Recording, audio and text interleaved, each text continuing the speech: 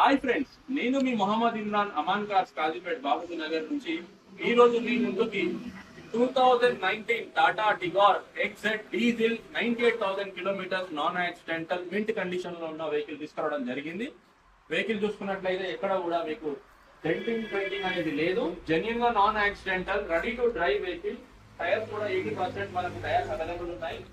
Interior విషయానికి వస్తే మనకు 2 ఎయిర్ బ్యాగ్స్ వస్తాయి, steering mounted audio controls, power Windows, ఇంకా మనకు చిల్డ్ మింట్ కండిషన్ లో ఉన్న ఏసీ.